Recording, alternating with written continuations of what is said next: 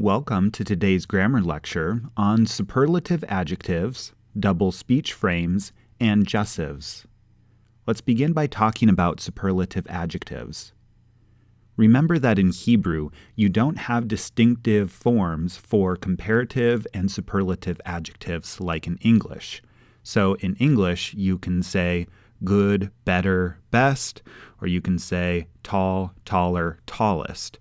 In Hebrew, you just have the good form or the tall form, and then the comparative or superlative degrees has to come from context. For example, for comparative adjectives, you have two things being compared, and usually you're going to have preposition mean, which corresponds to English than, T-H-A-N.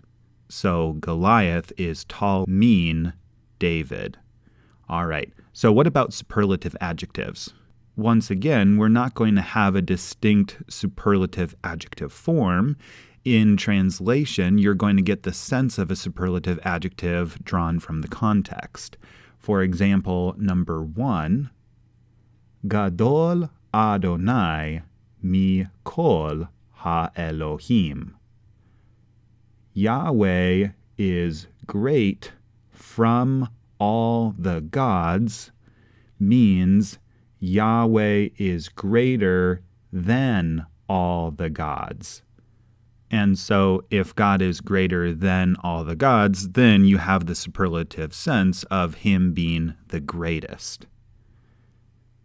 Number 2, you have something is great to God.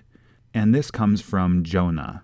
Ve'ninve hayta ir gedolah le'Elohim literally is, and Nineveh was a great city to God.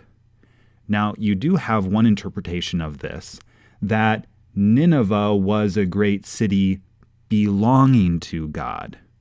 Remember, you can use la for a statement of possession, like yesh li kevis means I have a sheep.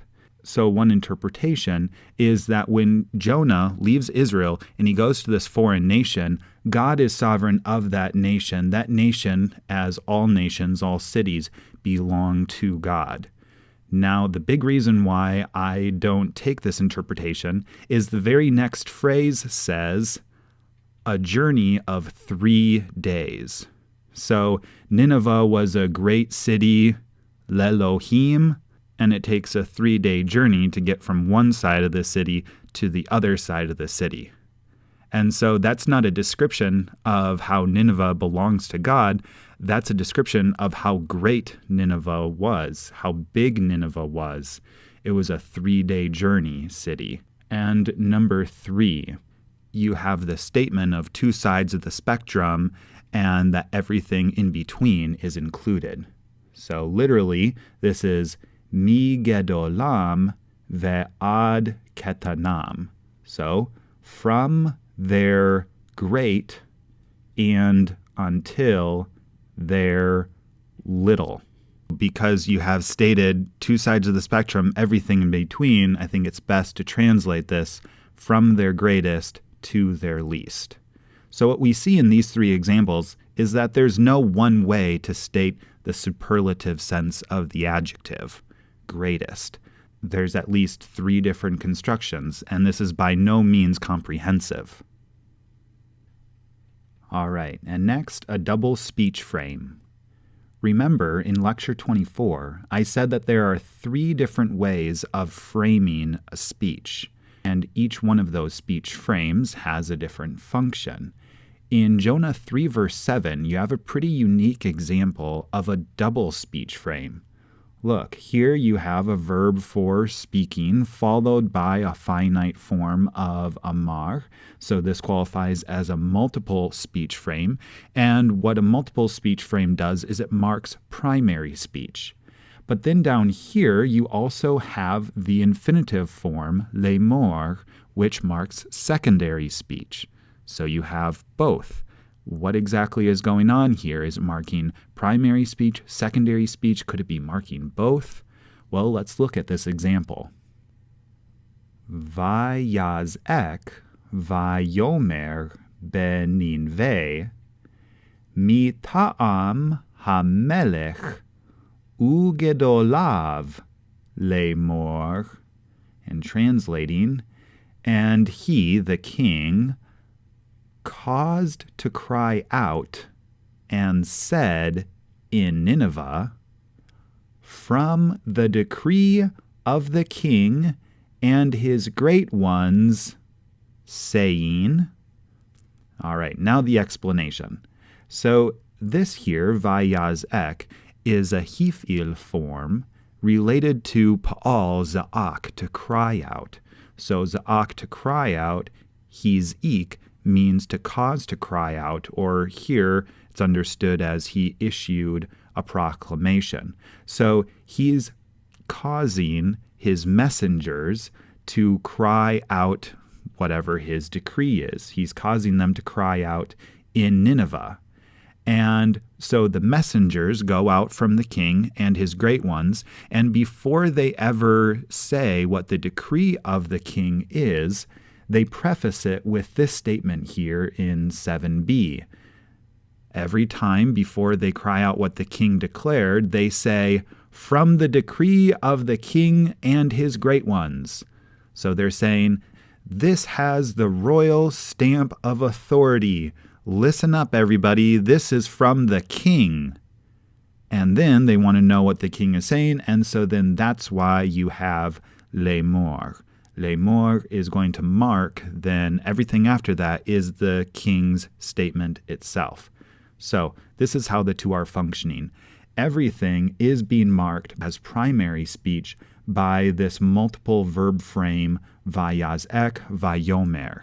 You can go back and look at what all the distinctive marks of primary speech are, but one of the key ones is that this is word for word what the king says, with no editing, no deleting, no summarizing. This is it, which is a good thing because this is his decree. And then you have this preface bit, and then lemor is not marking what's coming as secondary speech, but it's just signaling, okay, here is going to be where the decree itself, the decree proper, begins. And finally, let's look at jussives. A jussive is similar to a cohortative. And remember, a cohortative is derived from the yiktol. A cohortative is a first-person exhortation. So it can only be an ani or anachnu form. As a first-person exhortation, you translate it something like, let me or let us do something. A jussive is similar because it's a third-person exhortation, let him do something.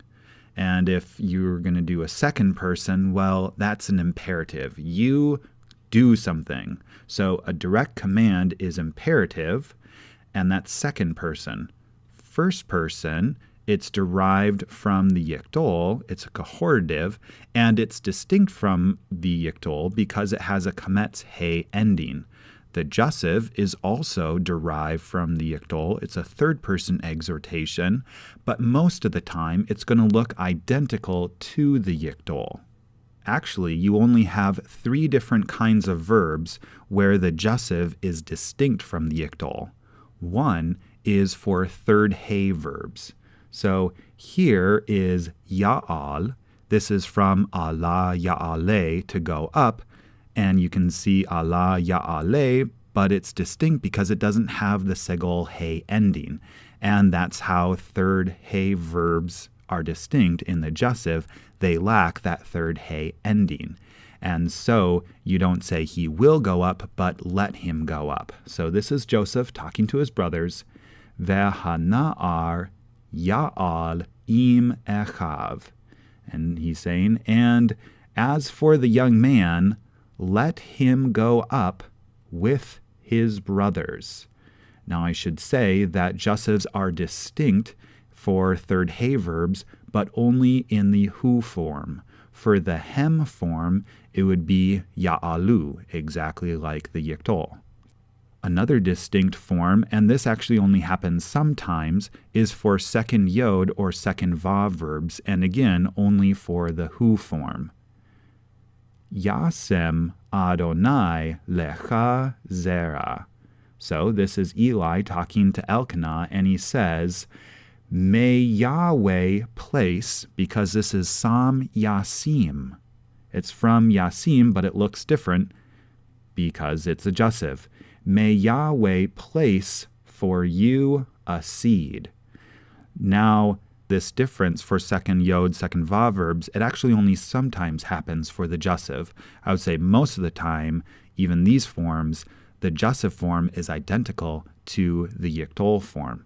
But for third He forms, they're actually almost always distinct in form for the Hu form between Jussive and Yiktol. All right, one final group of verbs is actually all Hif'il verbs. Again, actually only in the Hu form, not the Hem form. All right, Ve'yafked pekidim al ha'aretz. So this is from Hifkid Yafkid, but it's Yafked because it's a Jussive. And it's Joseph talking to Pharaoh, and let him appoint overseers over the land. Now, these Jussive forms actually should look familiar to you because the Vayiktol is actually derived from the Jussive.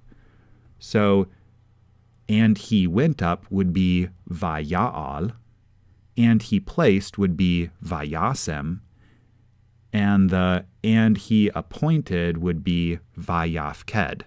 Now, it probably sounds strange to you that the Vayiktol could be derived from the Jussive because they're so distinct in meaning. Vayiktol is, and he did something, and the Jussive is, let him do something.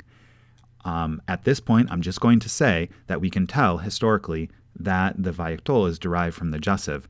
As far as how the semantics of that work out, that can be a discussion for another time. Ask me whenever you want. I'm happy to answer it. All right, I said that the Jussive is almost always identical in form to the Yiktol. So, for most verbs that you ever encounter, how do you know whether to translate it, he will do something Yiktol, or let him do something Jussive? Well, the best way to tell is actually word order.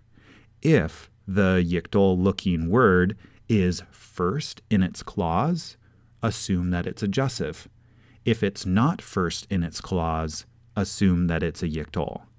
For example, Yizkor na hamelech et Adonai. First thing about translation here, I said Yizkor, and indeed, this here is not a kametz vowel, but a kametz chatuf, an O-type vowel. The reason being because this word has linked to this word by the makef, and so it loses its accent, and now this syllable is a closed, unaccented syllable, which is written by a kametz chatuf. So then this form Yizkor is identical to the Yiktol form that you have memorized, because the flashcard is Zachar Yizkor. But, as we'll see here, this is a Jussive. I would translate this, let the king remember Yahweh. The reason why I say it's let the king remember, let him remember, is because Yizkor here is at the beginning of the clause. Specifically, we can tell that it's the beginning of the clause because we can see that it's before the explicit subject. If you don't have an explicit subject, it's actually pretty hard to tell if it's indeed at the beginning of the clause. But again, that's a complicated conversation for another time. But again, ask me anytime you want, and I'll be happy to answer it. All right, so if number 7 is a Jussive because it's at the beginning of the clause, we can see that the same form in number 8, Yizkor, is a Yiktol because it's not at the beginning of its clause. Ata Yizkor avonam. Now, he will remember their iniquity. So, while Jussives are distinct from Yiktol forms only for the Hu form for third He verbs, some second Yod or second Vav verbs, and all Hif'il verbs, you can still pretty much always tell the difference between a Jussive and the Yiktol based on word order. Jussive will be first in its clause, while the Yictol will not be first word in its clause.